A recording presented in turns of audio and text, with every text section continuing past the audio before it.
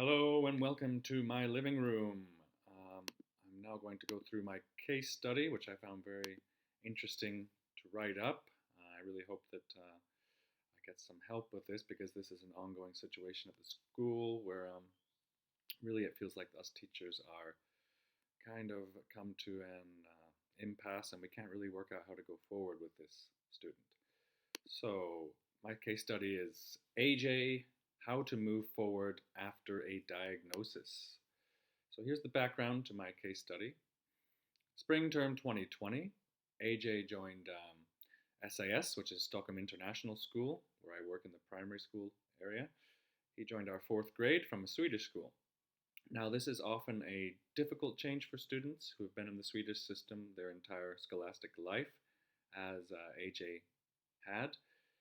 SIS has a completely different curriculum and classroom culture is much more formal than in Swedish schools, so AJ had to adapt to a completely different way of being taught, how to react to teachers, how the other students react, and as such, there's quite a shock sometimes when joining our school.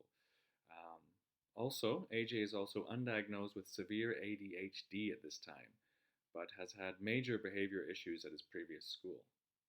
Unfortunately, this is something his mother, as the only parent involved in the situation, does not divulge as he begins at our school. And his previous school do not mention anything about behavioral issues when sending through his scholastic transcripts. So this means it is a complete shock for us teachers when AJ begins to seriously act out in class. He is unable to control his emotional impulse reactions to situations and acts out violently. He knocks over tables and runs out of the classroom. When he is able to pay attention, he is a good student who can complete tasks and follow the class. However, this is not very often, perhaps once or twice a week, that he's able to really concentrate. He is reading a bit below his grade level, maybe second or third grade, but it is normal for a child with for a student with English as a second language. So, due to his behavior, there are emergency meetings with the school counselor, with his homeroom teacher, and AJ's mother. It is agreed that AJ needs to undergo counseling and be met by a psychiatrist as well.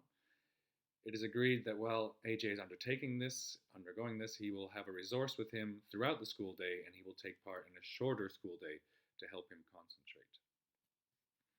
So AJ's impulsive behavior continues through the spring term, and on more than one occasion, he smashes glasses in the classroom, abuses his resources to the point where several quit the job rather than continue with him. So now AJ is missing a lot of school and is miserable because he cannot control his emotional reactions to situations. His mother is happy to have him at home rather than have situations happen at the school. And the school counselor, his homeroom teacher, his specialist teachers, all of us, including me, have decided to let him miss lessons rather than have dangerous situations develop. At the end of the spring 2020 term, AJ is diagnosed with severe ADHD and is prescribed medication to deal with this. So after diagnosis and medication, so after the summer and the beginning of this fall 2020 term, it sees a different AJ attending school. His medication has stopped his impulse outbreaks and he's able to concentrate and take part in lessons. It is a night and day difference. In my lessons, he is interested and keen to complete the lesson materials and activities. So obviously we teachers are so pleased that he is a happier, more attentive student.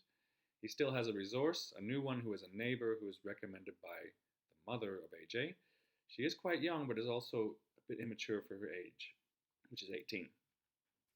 So, however, unfortunately, AJ is now showing a completely different side of his personality. He now knows what he can get away with at the school and takes advantage of the special situation he is still in. He is allowed to leave the classroom if he needs to go to the recovery room, which is a great privilege for him, as other students are not allowed to access this without prior arrangement or agreement with parents. He is abusing the right to leave classes when he is bored or doesn't want to complete the work.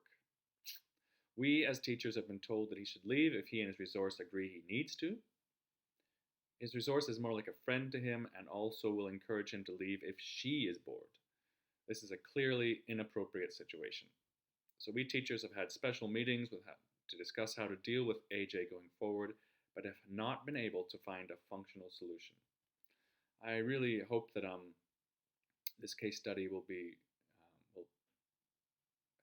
mean that I get some great advice from you guys. So I have advice required. My question to you is, what should we do to take the situation forward for a solution that works for AJ and his mother and for the teachers of the school?